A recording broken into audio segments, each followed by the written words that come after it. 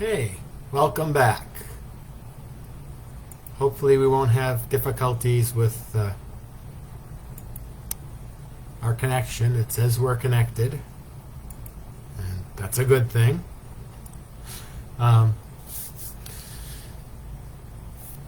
Last week we left off with Jesus at the well in Samaria, and this woman approaching. Not necessarily approaching him, but since he's at the well, approaching the well.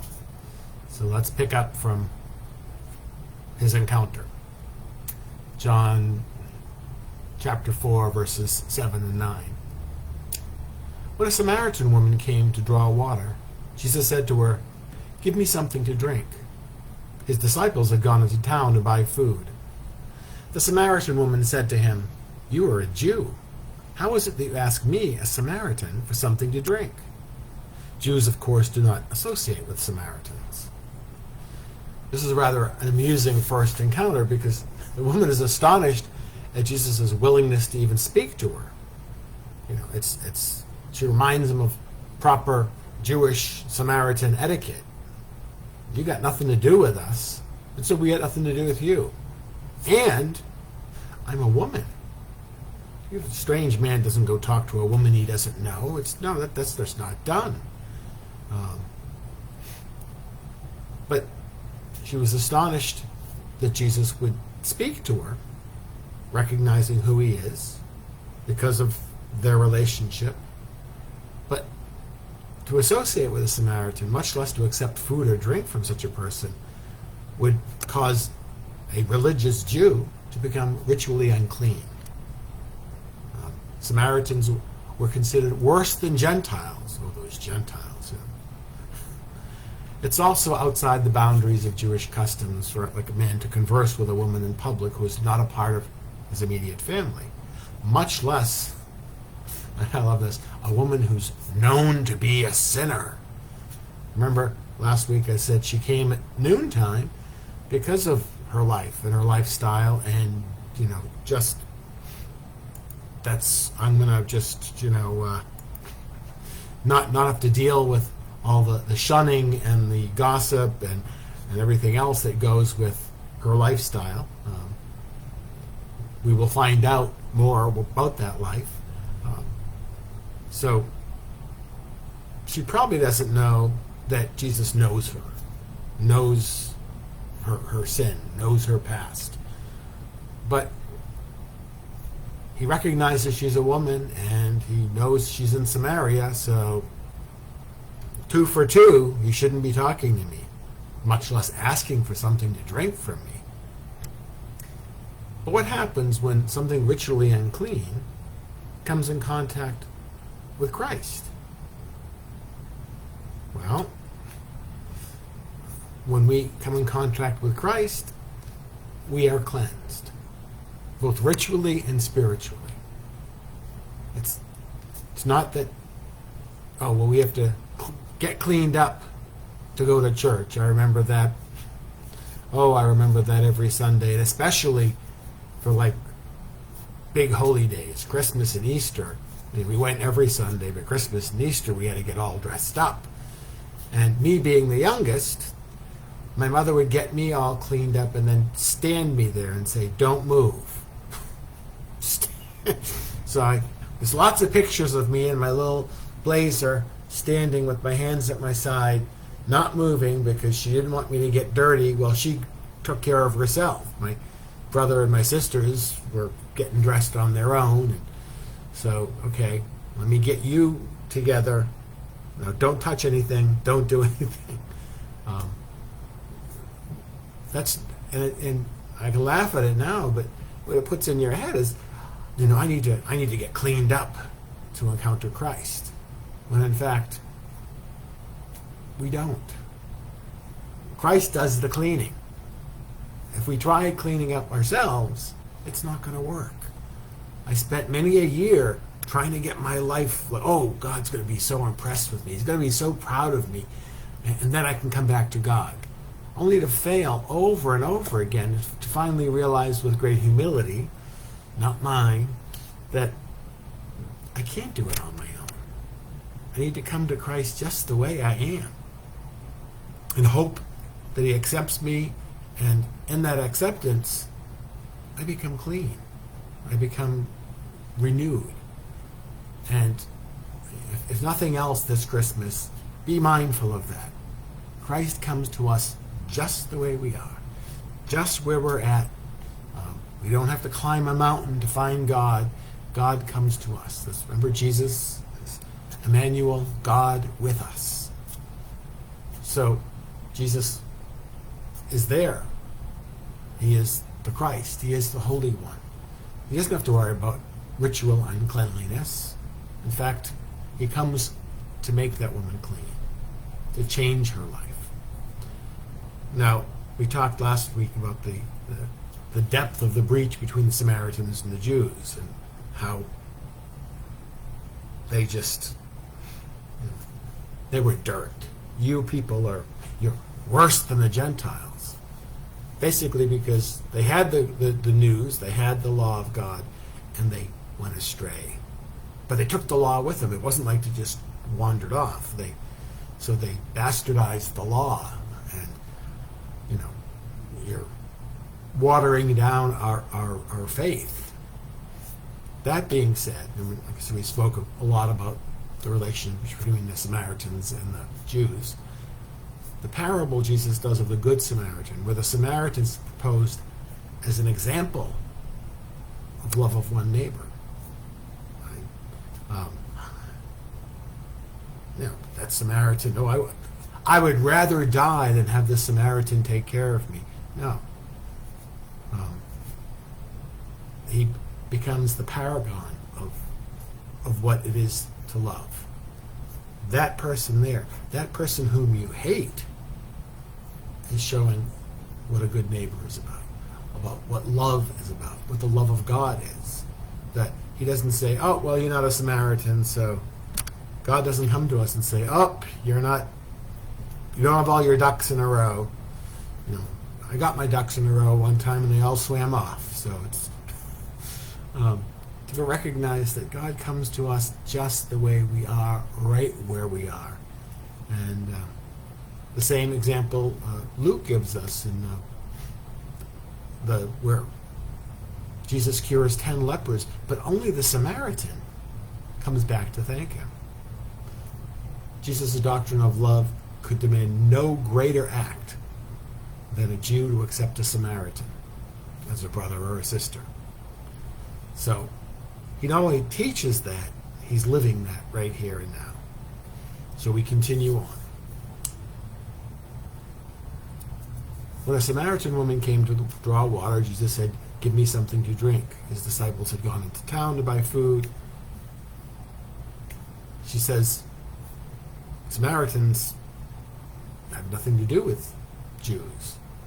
Jesus replies to her, if you only knew what God is offering, and who it is that is saying to you, give me something to drink, you'd have been the one to ask, and he would have given you living water.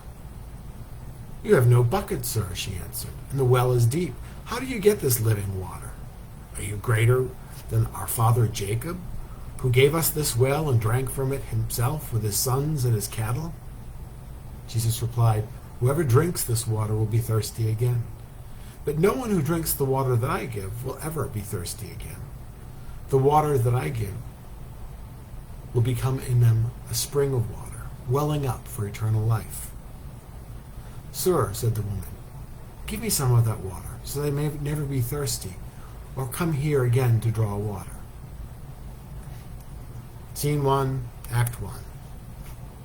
Jesus introduces the topic of living water and Jesus' claim to be Messiah. First part of the dialogue, Jesus talks about who he is. That if you recognize who I am, you wouldn't be questioning. You'd be praising God that he has come to you, that he is present to you. But I have something better to give.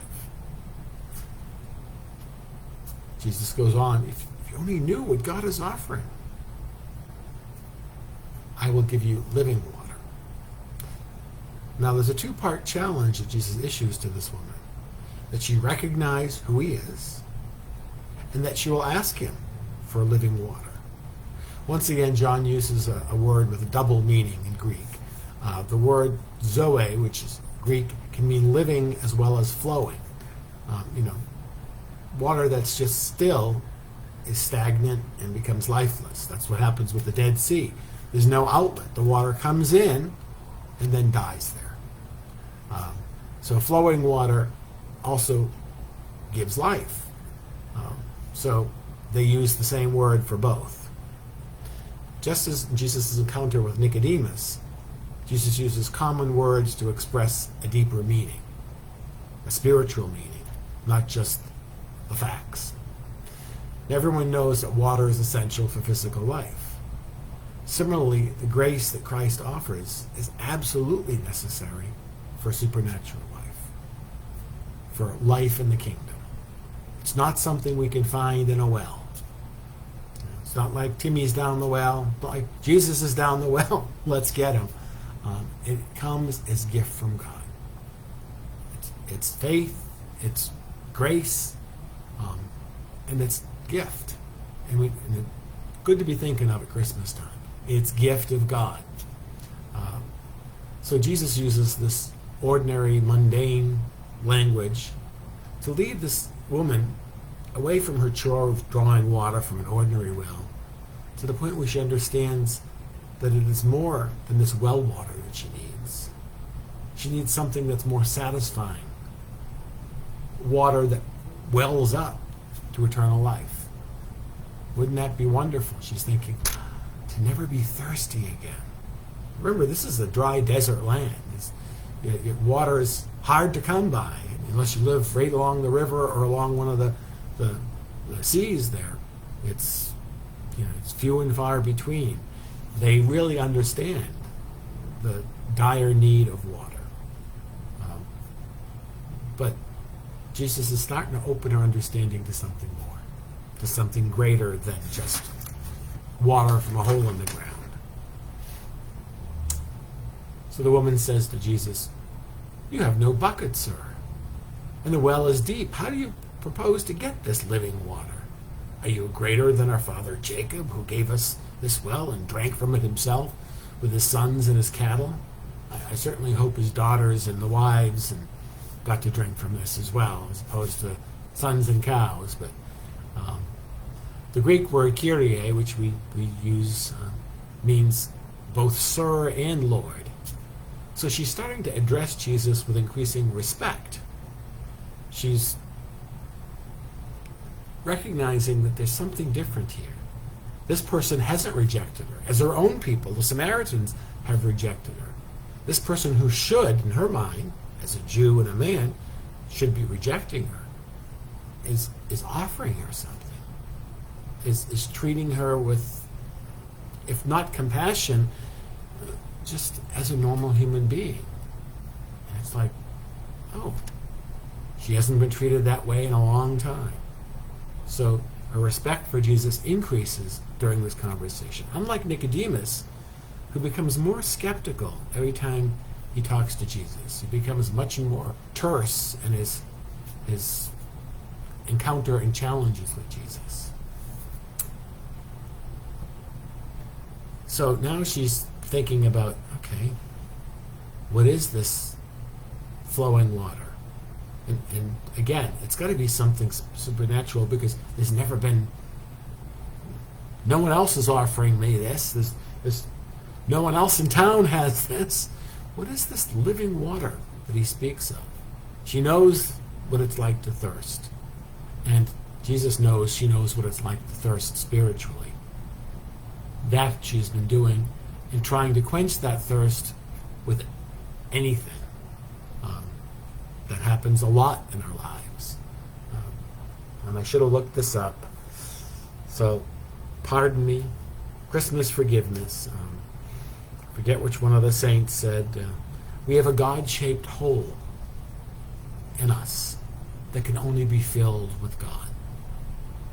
But what happens is we throw everything in there that need to handle, to deal with the spiritual side of our lives. if we're not aware of it, if we're not onto it, we throw anything in there. And oftentimes we throw in alcohol, we throw in sex, we throw in materialism. We don't throw anything really spiritual. We throw the opposite in there. Or even if we're trying, I remember when that changed in my life, and I was trying to come to God. I was trying to put my stuff in there to say, look how good I am. When in fact, it doesn't fit. It doesn't work. It doesn't fill me. Only God can fill that hole in us. Jesus knows this and starts opening that insight to this woman that there's a need you have that nothing you've done has filled. But I'm offering you something greater. That sanctifying grace, that living water that will change your life. And ultimately change your life for the better. To bring happiness. That's what God doesn't change your life. Okay, I'm going to change your life. Boy, are you in for it. But to say, yeah, we might go through struggles and trials, but God is always going to work our life to the better if we let Him work, let Him fill that hole, and seek His presence, seek the living water that He comes to bring. Even the prophets in the Old Testament, Isaiah, Ezekiel, and Zechariah, say, you will joyfully draw water from the springs of salvation and praise God. Ezekiel talks about his vision of the temple where the waters flowing out and bringing life. Water that brings life and never fails to bring life. And ultimately, Zechariah talks about the living waters that will issue from Jerusalem and bring life, flow into the sea to bring life to that deadness.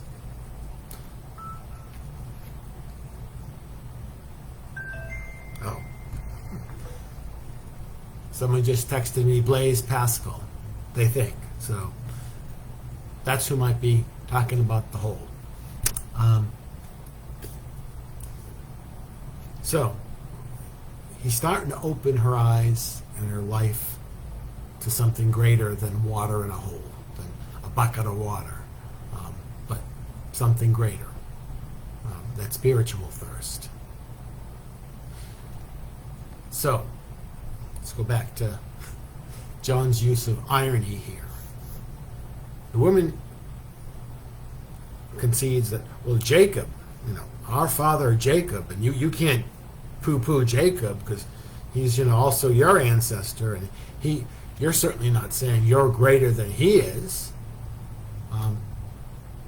Since Jacob's time, 5 different foreign colonists have come into that region, taken over, intermarried. The remnant of Israel has been deported, and they assume their worship. But Jacob, who becomes Israel, is their physical father, but not necessarily their spiritual father. They have wandered off. But she also unconsciously and ironically states the truth. Jesus, in fact, is greater than Jacob. He doesn't say, look at me, I'm so great. He just does the greatness of God. Jesus replies to her, whoever drinks this water will be thirsty again. But no one who drinks the water that I shall give him will ever be thirsty again. The water that I shall give him will become in him a spring of water welling up for eternal life. Jesus doesn't just give us faith as a lump and it just sits there and molds and rots and goes stagnant. If it does, it's not faith. We are called to allow God to work in us, and we need to open the tap. We need to let the grace of God work in us and then through us. Otherwise, it's just going to sit there and become a breeding ground for spiritual mosquitoes, let's say. It's going to get really skunky.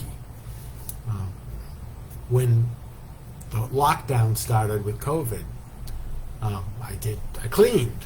I said, well, let's work on cleaning the church like it's never been cleaned in 50 years. I went over to our holy water tank and I realized that the little button, there's no water coming out, and I could feel there's water in the tank. Well, no one had told me that, gee, yeah, that faucet hasn't worked for a long time. So what people do is they took the lid off, stuck their hand in with a bottle, and then filled it up. I was actually concerned maybe COVID started right in our little holy water tank, because when I took that lid off, there was a whole living microcosm of things in there. It's like, it might be holy spiritual, but it ain't holy in the physical sense. I emptied it out, scoured the tank, took the valve apart, cleaned it, fixed it so people wouldn't have to, and it's ready. Should we get back to having holy water, that tank will not be spreading any more disease. But that's what happens. We're not supposed to be called to be a tank with a valve that's not working. Otherwise, we all kinds of guck grows in us, and not the goodness of God. We are called to open that tap, to let the grace of God in, not worrying. And I think that's the thing, is that Jesus talked about that wellspring that fills us up. Oh no, I got to close this because water is such a precious thing, or my faith is such a precious thing that I got to put a lid on it and hold it in. It's like, no, it's not how God works. It comes to us freely and generously, and the more we open that valve, the more it fills up. We never run out. We're so afraid of everything in our lives runs out, we think this is going to happen too. Not with God. God always gives us an abundance. Remember, beginning of John's Gospel, the first sign Jesus did was creating so much wine they'd be drinking it today if they were still celebrating. God works in an abundant way. When he feeds the multitudes, there's always more than enough left over. Trying to show us this is how God works. That living water, don't worry about the spring drying up. That spring is from God. That spring is divine. It's eternal. It'll always be there. But it does nothing if we don't open ourselves up to let it flow, to let the life that God gives us not just change us, but work through us to change our world, to change others, to show compassion, even to those lousy Samaritans, especially to, in this case, that he's offering something he hasn't necessarily offered to his own people, to this known sinner and this Samaritan. You don't even want to say the word, it leaves a bitter taste in your mouth. It is that Jesus offers. Woman, again, growing more respectful and realizing what a wonderful thing that would be, says, "Sir, give me some of that water so that I may never be thirsty or have to come here to draw water again." Well, we know why she's going during the heat of the day, because she's shunned by the other women, who she's already had 5 husbands, which we will hear about very shortly. Maybe mine's next. So wouldn't it be wonderful if I never had to do all this work just to get something to drink, something to survive? So even in the physical state of things, she might not quite grasp what Jesus is offering, that spiritual grace. But she knows he has something she wants. Yes. And despite who you are and who I am, if you're offering me some of that, then yes, I want that. Jesus replies, "Go and call your husband and come back here." The woman answered, "I have no husband." Jesus said to her, "You are right to say, 'I have no husband.' For although you have had 5, the one you have now is not your husband. You spoke the truth there." "I see you are a prophet, sir," said the woman. "Our fathers worshipped on this mountain, though you say that Jerusalem is the place where one ought to worship." Jesus said, "Believe me, woman, an hour is coming when you will worship the Father neither on this mountain nor in Jerusalem. You worship what you do not know. We worship what we do know, for salvation comes from the Jews. But the hour is coming, Indeed, it's already here, when true worshipers will worship the Father in spirit and in truth. That is the kind of worshiper the Father seeks. God is spirit, and those who worship must worship in spirit and truth. It's hard not to laugh. Notice the quick change in subject. When Jesus says, come back here with your husband, it's a test to see, is she going to be honest? She could lie and come back with this man who is her sort of husband. But she just says, no, I don't have one. So Jesus affirms that. He said, yes, I know you don't have one. And then reveals that he's not accepting her just where she is today. He's accepting everything. Yeah, you've had 5 husbands, and the man you're living with isn't your husband. And he's still offering her this goodness. He's still offering her the Spirit of God. He's still offering her the grace and that faith. It's if you think about it, it's like, wow. But her first response, and rightly so, she's embarrassed. Like, oh, he knows about me. Everyone else who knows about me rejects me. So let's talk about something. Never mind me. Let's talk about something about faith here. Let's talk about this. Let's get off my past, because you might then start going down the path that everyone else does and judges me. He doesn't come to judge. He comes to accept us where we are at and where she has been, if she's willing to open her heart, open her mind, and open her soul to encounter and experience Jesus. Then she will grasp. But he doesn't belabor the subject. He talks about, yeah, okay, I'll address your point here. It's so small-minded to think that Jerusalem is the place to worship. If faith in God is spread the world over, everyone's got to go to Jerusalem. It's not that big a city, trust me. I live in a bigger city now than Jerusalem is. Might be a holy city, but even with pilgrimages, there's not enough room for everyone. So it's not there.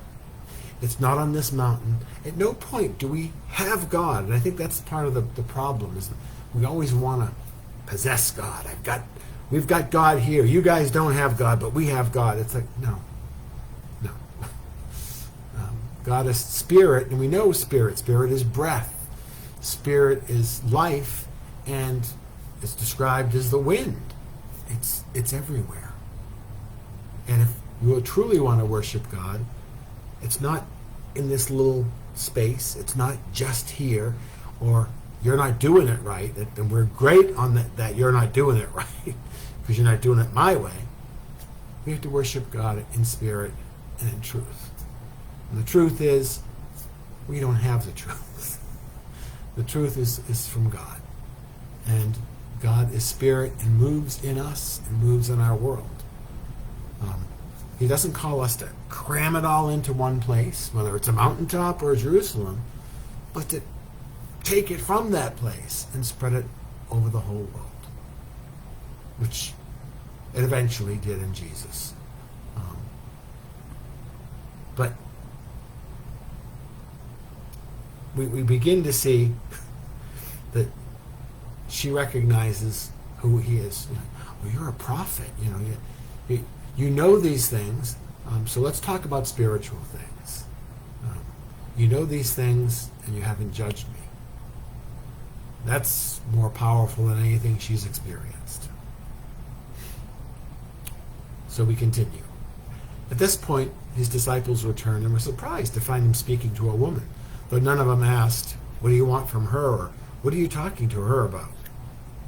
The woman put down her water jar and hurried back to the town to tell the people, come, see a man who has told me everything I have done. Could this be the Christ? This brought people out of the town, and they made their way towards him.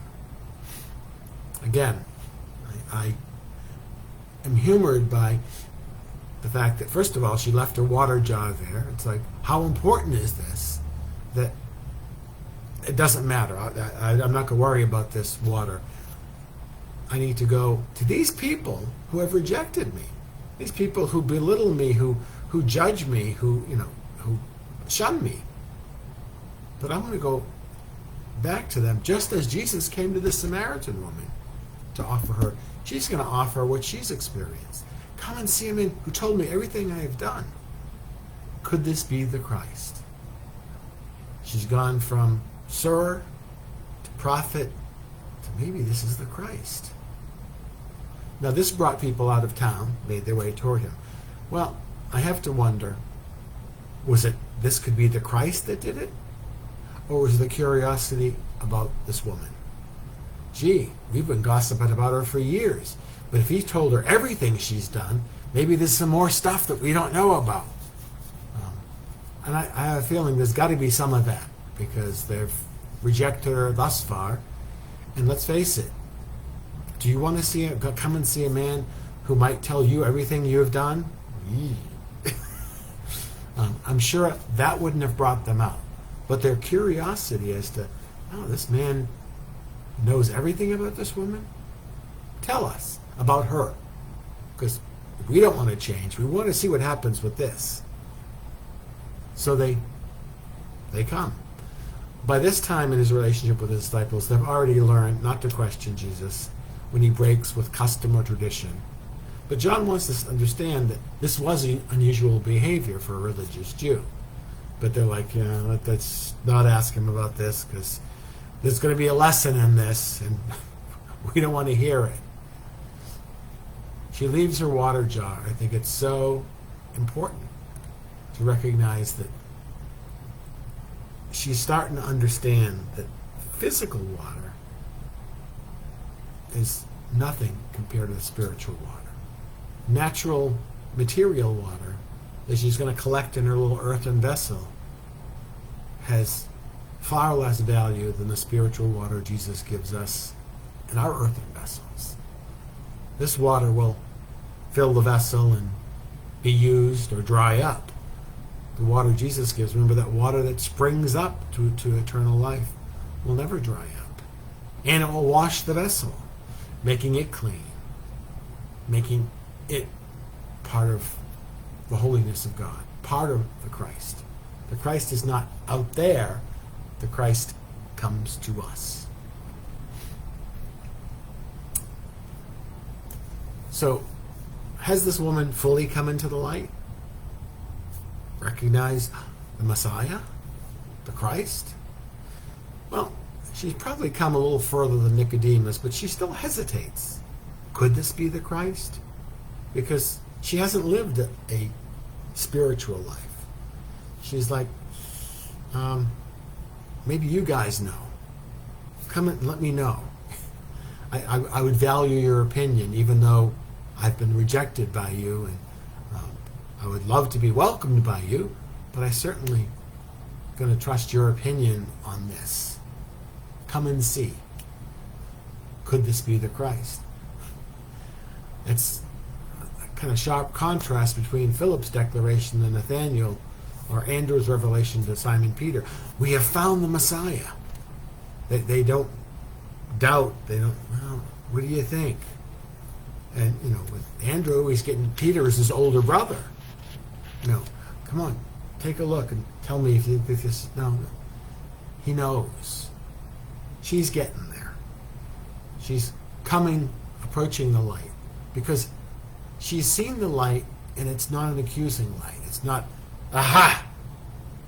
I know everything about you, and now you're going to have to pay. But rather, no, I know everything about you, and I still love you, and I still want you, and I still want to bring God's goodness. God still wants you. You can't find it your own way. You need to find it God's way. But God's right here, bringing this to you. So let's digress a little bit with his disciples, who oftentimes just don't get it. Meanwhile, the disciples were arguing with him. Rabbi, have something to eat. But Jesus said, I have food to eat that you do not know about. So that they assumed that someone else has brought him food. But Jesus said, my food is to do the will of the one who sent me and to complete his work. Do you not have a saying, 4 months and then the harvest? Well, I tell you, look around you. Look at the fields. They are already white, ready for the harvest. Already the reaper is being paid his wages. Already he's bringing in the grain for eternal life, so that the sower and the reaper can rejoice together. For here the proverb holds true. One sows, another reaps. I sent you to reap a harvest you have not labored for. Others have labored for it, and you have come into the rewards of their labor. Jesus may have been showing signs of weakness from his lack of food. Remember, he is fully human. He needs food, he needs water, he needs sleep. But what he's talking about, and hopefully you've experienced this in your life, when something powerful is at work in you, you can forget about those things. You can just, oh, yeah, I probably should have eaten today, but I'm so empowered by this. I'm so wrapped with whatever this is. Hopefully with God, but we can be wrapped in, many scientists were wrapped in their study. Many great musicians would be composing and not even thinking about their needs. This is even the greatest. And Jesus is saying, that's what feeds me. Knowing that I'm accomplishing the work of God.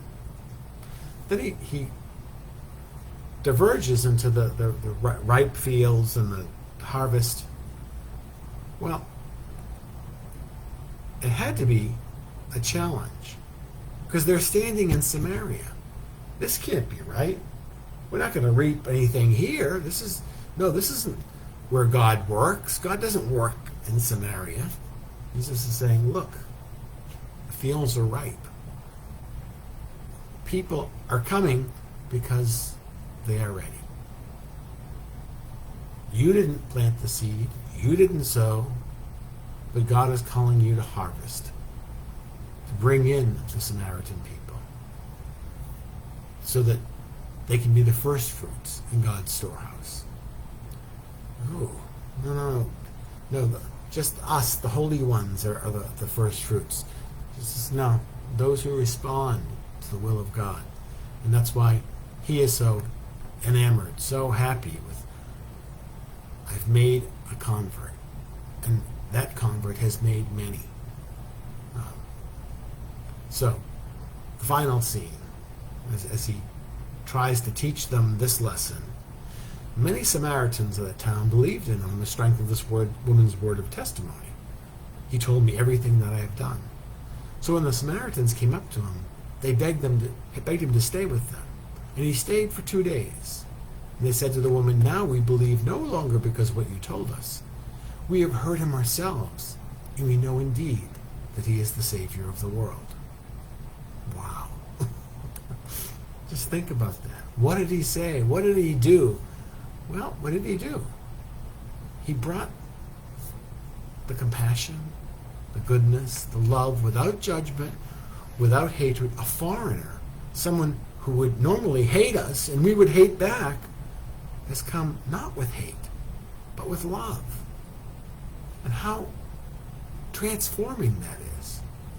It reminds me a little, and I'm sure St. Francis was motivated by everything that Jesus did, but during St. Francis's lifetime and the crusades that were going on there, he participated in those before he followed God and saw the devastation, the destruction of war.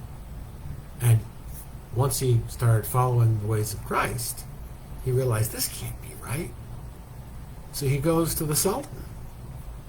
He crosses enemy lines and is taken in, and this man in ratty clothes, and he wasn't killed. God's protection. And he's brought up. I want to talk to the Sultan. They bring him there to figure, well, we'll kill him in front of the Sultan because this is funny. This is a riot. And he goes to the Sultan and talks about that all this death over faith is not right. It's all this hatred, that's not what my God or your God, who is the same God, by the way, calls us to.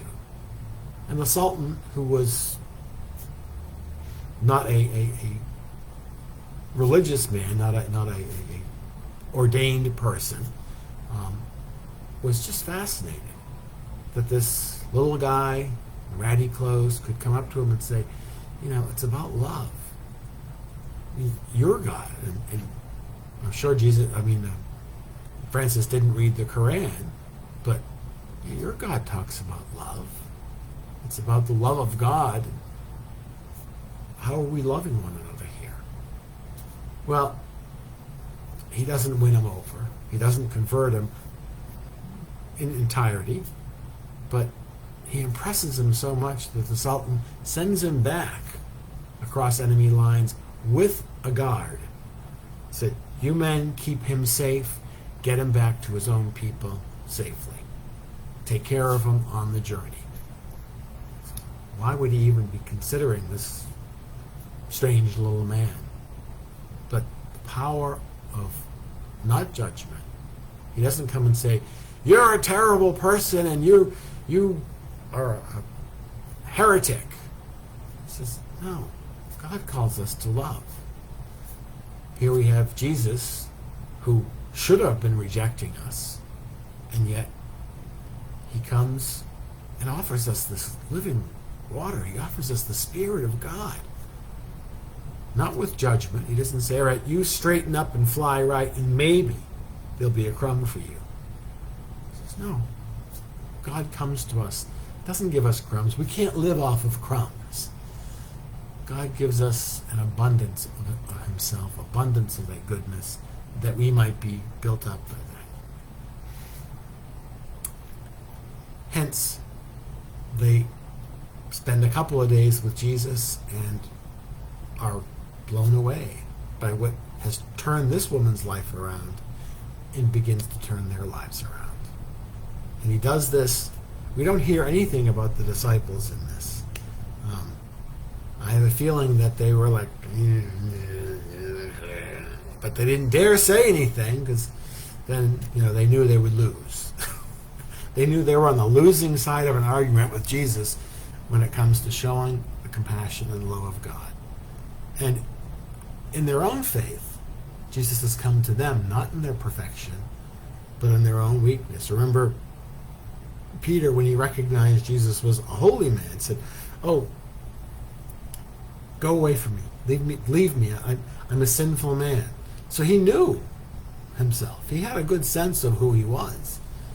And yet Jesus said, no, I'm calling you. Really? Has God scraped the bottom of the barrel so much that he wants me? No, God wants us all, and reaches out, like I said, wherever he finds us, that our lives may be transformed, as this woman at the wells was, as these Samaritan people were.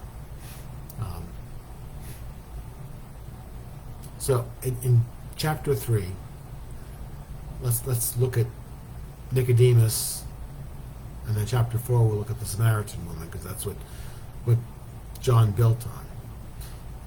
Nicodemus was from the land of Judah, from the tribes of Judah and Benjamin.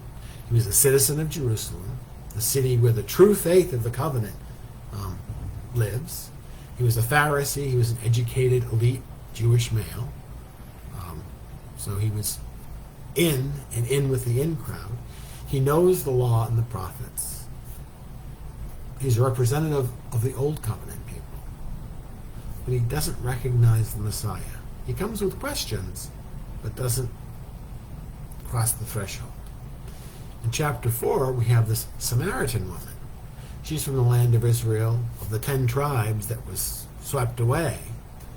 She's a citizen of Shechem, a city connected with the covenant, but also connected with violence and betrayal and false worship. She's mixed breed, because they all intermarried. A sinful female. She only knows the first 5 books, the Torah, because that's all they accept. She's a representative of the people who are no longer in covenant with God. But she acknowledges her sins and she receives the gift of faith and recognizes Jesus as the Messiah. It's the challenge of the Old Testament and the New Testament. Until we get to that point, we recognize that we don't have it all together. We can't cross over. We think, well, no, I've done all these things. Look at, Nicodemus.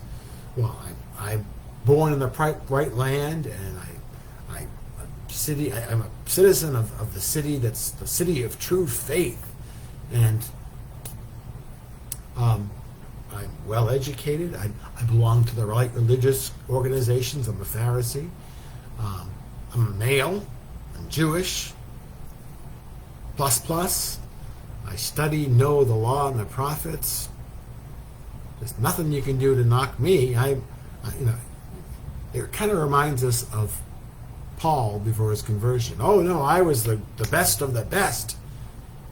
And all of Paul's journey is an explanation of how he became that person and how that meant nothing until he recognized who he was in the light of Christ. And this light transformed this woman's life. It transformed these people's lives. It transforms our lives if we see that light. If we think we don't need it, we're never going to find it. If we recognize who we are in the face of God, who comes not to judge, but to love, it's a tremendous gift. Before we leave that, and it just occurred to me, I guess it was a Christmas story too. I will reveal some dark side of my past. I was dating someone up until I joined the Friars. And then when I joined the Friars, I was a wimp. And I talked to my cousin, this was his wife's friend, and I said, should I tell her, or do you think your wife should tell her, because they're friends? And he said, let me talk to her. So he talked to his wife, and she said she thinks it would be easier coming from her. So good, I don't have to say anything and deal with whatever. Well, she never got around to it. So after I left, as far as she knew, I just disappeared. Didn't answer the phone. What happened? Finally, she talks to her friend, my cousin's wife, and says, you have any idea what happened? Oh, yeah. And then she tells her. Well, I find this out, and it's like, then you really feel like this leads you are. And it's like, oh, man. So I came home for the first time at Christmas time, and my cousin and his wife were having a Christmas party, and I knew she was going to be there with her friends, and I said, yeah, of course I'm going to come. But I got there early. I wanted to be there braced for whatever was going to happen, braced for what I deserved. And she came in with her sister and some friends, and drops her coat off, and then comes over to me, and I'm ready. I am ready to get smacked right across the face for being the worm that I was, that didn't tell her what was going on in my life and just disappeared. Before they used the word ghosting, really ghosting. She came over to me, and I'm braced for this, and to offer an apology, even though I figured it didn't matter. And instead of a hand across my face, she reached out and gave me a hug. And I was like, I was dumbfounded. I said, I'm so sorry. She says, no, that's fine. It's okay. And I really felt like God was hugging me. That I knew what I had done in this relationship by just disappearing and not telling her what was going on in my life. And instead of being judged, I was being embraced. And it was so powerful. And it wasn't just a one-shot deal, because let's continue with the mess that this night became. Some of our friends, they were in a softball league, while they were all partying and drinking, and well, one of her friends knew that I was no longer with her, so as far as she was concerned, I was up for grabs. So she was putting the moves on me, like, and instead of letting me squirm, she took her friend outside and read her the riot act and said, "Yeah, he's not with me, leave him alone." Well, yeah, if he's not your boyfriend, that's lay off. So not only did she embrace me with, not with condemnation, but with love, she also watched out for me. It wasn't like, okay, I forgive you, but I never want to talk to you again. Again, it was such a gift of God. It was just so wonderful it happened around Christmas time, because it was really a Christmas gift. That God comes not to judge, not to say, yeah, even the stuff that we've done against God. I mean, this was, this woman didn't do anything against Jesus, but, we can look and say, yeah, I did this to you, and yet you offer me forgiveness and protection? I mean, I don't deserve that. That's the lesson of this woman, the woman at the well, the Samaritan woman at the well. Wish we had a name for her. Sally. We'll call her Sally. Because she deserves a name, but I think the reason they don't give her a name, first of all, the writers still have a Samaritan thing, but also it's an example of how God comes to us. It doesn't matter who we are. It doesn't matter, oh, my name's not Sally, so forget it. No. I'm a person who has done my own thing. I've tried to fill that hole myself and been unsuccessful. And yet he still comes to me. He doesn't say, no, you don't want me. No. He comes, he embraces, he forgives. I mean, all the examples God gives us, the story of the prodigal son who comes back. I've sinned against you and against God. Father doesn't even hear it. Just can't. Just that. I don't want to hear it. Go get him some new clothes and go get. We're gonna have a big feast. We're gonna celebrate. An example again of God's love for us. It is so powerful, and John repeats that over and over again in the stories he shares in his gospel, which is why John's gospel is so wonderful, because he shows us in depth. The gospels talk about what Jesus did here and here. John takes time and just doesn't talk about all the other stuff and just digs in. So we unpack this story and find ourselves, as well as we find faith in God. And open that tap. In fact, knock that tap off. Let the grace of God flow through us as it flows into us. One of the things I preached at one time in my very first parish was that. When I grew up, and I guess they still make them because someone gave me a different version of them. We had these things called flavor straws, or Flavo straws. They were paper straws that had something in them. I don't know. I was assuming it was like cotton in the middle of the straw that had like chocolate or strawberry, or I don't know what the flavors they had.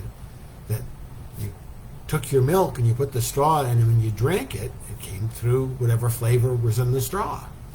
So here you had a regular glass of milk, but you were drinking chocolate milk. It's like, it's a miracle when you're a little kid.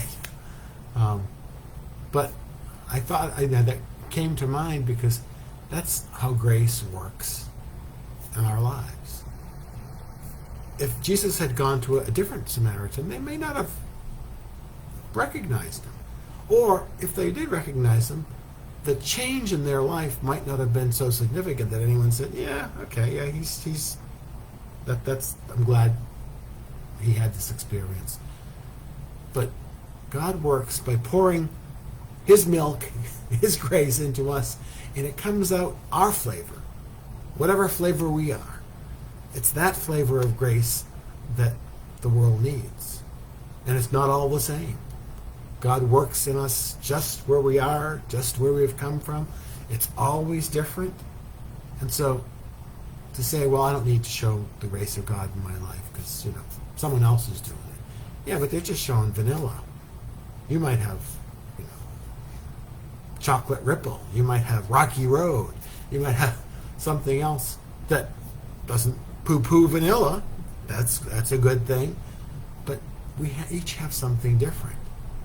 And in the case of the woman at the well, she had a very powerful story that was a great attraction. Like, wow. But we are called to allow the grace of God in to change us, and then through us to change the world. That's what happened with this woman who brought the town to Jesus, and who they begged him to stay, that they may receive the water of life, the milk of flavor straws, that we be at work with God and allow God to work in us. I'm going to move off. We don't have much time, but we're going to leave Samaria. So we'll leave Samaria for Christmas. Verses 43 to 45. When the 2 days were over for Jesus, Jesus left for Galilee. He himself had declared that a prophet is not honored in his own hometown. On his arrival, the Galileans received him well, having seen all that he had done in Jerusalem during the festival, which they too had attended. So, Jesus and his disciples continue on their journey. It's interesting how sidetracked Jesus can get, how waylaid he can get, and yet that's part of God's plan. We so often think, we got to get from here to there. Oh, God, and again, and someone will probably tell, God writes straight with crooked lines. Again, not my words. But we wander all over the place, and God still works in that. And we might not see the hand of God until we look back and say, oh, I see where God, I wanted to get from here to there, but in order to get there, I had to go this way because there was a minefield here, and God didn't want me to walk through that. And then over here, then there was a cliff over here with no bridge, so I had to go this way. But I didn't see all those things until I get to the point where I look back and say, oh, it wasn't about me. It's never about me. It's about God and God's guidance, God's goodness, God's love.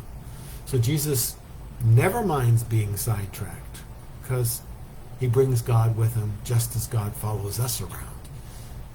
Wherever we go on our journey, God is there. He stayed for a couple of days in Samaria. Wasn't on his itinerary. Didn't matter. He arrives in Galilee, and people now know him. They've seen, wonderful things at his hands. But they're not necessarily going to accept him as the foreigners do, as the aliens do, as the pagans do, because they still hang on to the fact that we're the chosen ones. It's like, yeah, well, you're chosen for a reason. You're chosen for a purpose. You're not just chosen, okay, I'm chosen. What does that mean? It means God has given you a reason to be. God has called you to share his goodness with the world. Not to say, I've got God's goodness and you don't have any. Anyway, I'm going to be grateful if this came out and worked okay and we had the full hour. I'm not going to be here next week. I'm going to be taking a break between Christmas and New Year's, and I hope that spending time watching my Bible study between Christmas and New Year's is you got better things to do. And if you don't, work on that tap. Grease it up, clean it out. If you can, unscrew it and just leave it out. so that God's grace continues to flow into you, that living water, and that it may flow out through you to change those around you for the good as God works in our lives. Have a blessed Christmas. I will talk to you in the new year, and we will continue on from here. God bless.